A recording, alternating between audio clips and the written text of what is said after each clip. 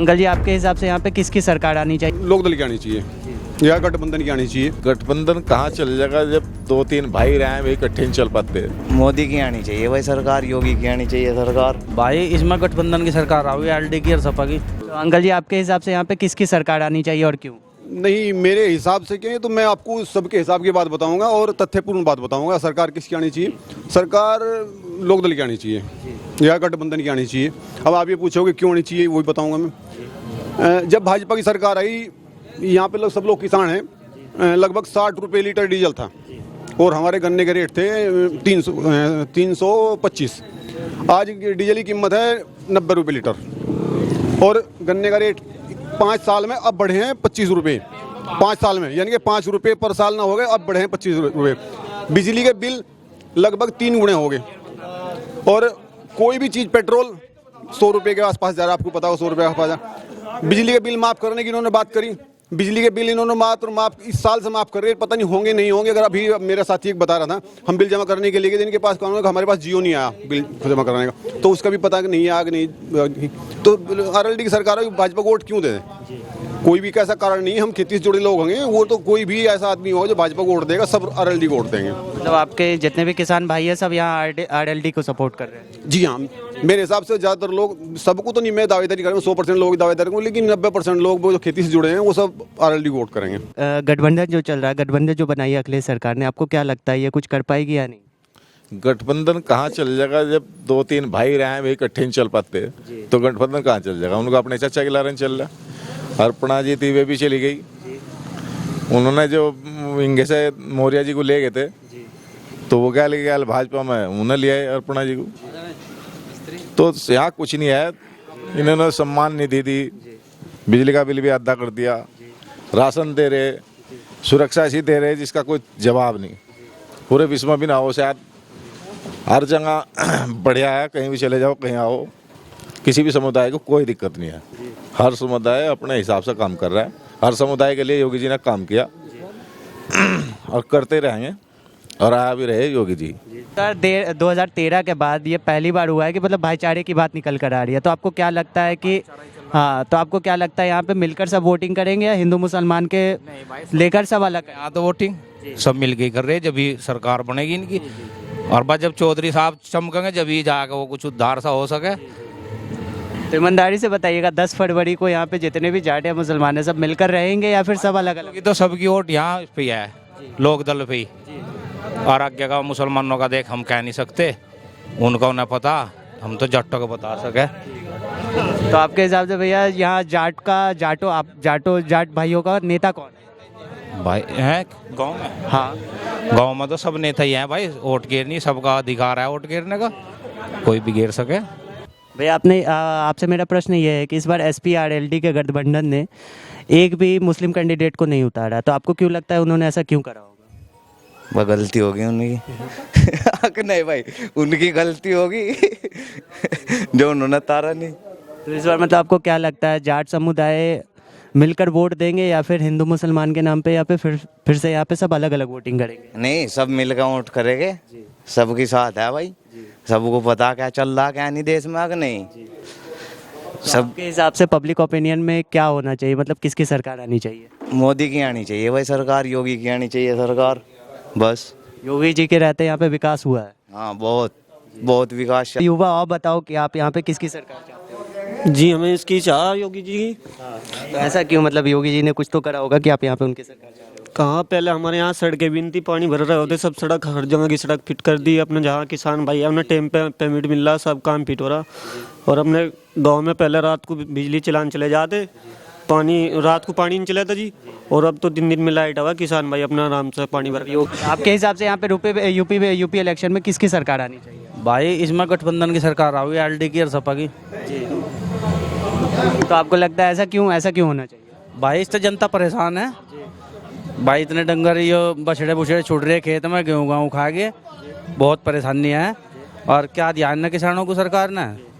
13 महीने वहाँ पड़े रहे, 700 किसान मर गए। जब इलेक्शन आए, जब जाकर उनको ये 3 कानून वापसी कराएं। तो आपके हिसाब से किसान आंदोलन का यहाँ पे क्या प्रभाव पड़ा है? बहुत प्रभाव पड़ेगा।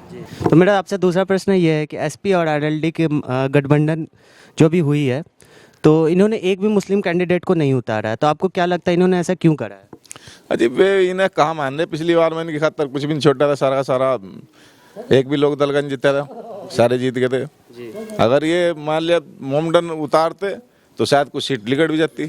वे इस विरोध कर रहे, वे कह तो रहे नहीं, लेकिन अंदरूनी जो कहीं से बात आ रही है लिकट गा रहे, हमें टिकट तो देनी, हम हमारी खातर ऐसी भाजपा, ऐसी लोकदल, हम ऐसी सपा। तो 2013 के बाद पहली बार बात भाईचारे की हो रही है, तो आपको क्या लगता है इस बार हमारे जाट भाई और मुस्लिम भाई साथ में मिलकर वोट देंगे या फिर हिंदू मुस्लिम के नाम पर फिर ये अलग हो जाएंगे? भाईचारा तो जब भी था वो कुछ टाइम के लिए गलत होगा कुछ, लेकिन जब तक लोग समझ पाते वो नुकसान हो गया बहुत ज़्यादा समाज को।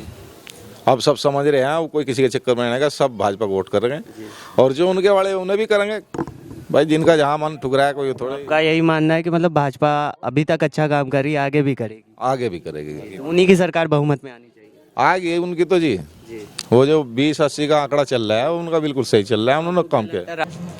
कहा जाता है कि किसान आंदोलन की शुरुआत ही यहीं से हुई थी, तो यो चौधरी चरण सिंह का भी क्षेत्र है, टिकैत साहब का भी क्षेत्र है, किसान बहुमूल्य क्षेत्र है यो, और यहाँ से भाई इसका बहुत बड़ा फर्क पड़ेगा।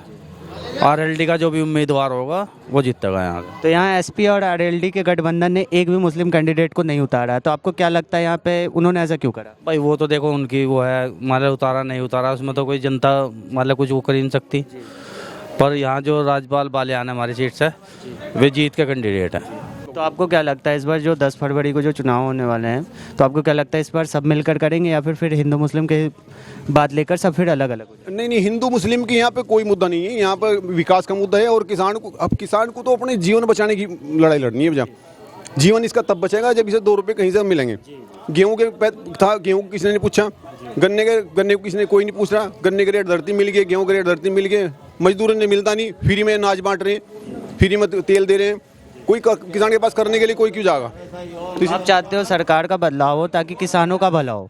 नहीं, हम ये चाहते हैं सरकार का बदलाव। सरकार का बदलाव, मैं अगर मैं अपनी बात करूं, मैंने भाजपा को वोट दी थी पिछले चुनाव, लोकसभा के चुनाव, विधानसभा के चुनाव, मैंने भाजपा को वोट दी थी, यही सोच कर वोट दी थी किसान के बारे में कुछ सोचेंगे सरकार, लेकिन इन्होंने किसानों के बारे में कुछ नहीं सोचा बिल्कुल भी। किसान बेहद नाराज है इससे, और इसी वजह से नाराज है कि इन्होंने किसानों के बारे में कुछ नहीं सोचा।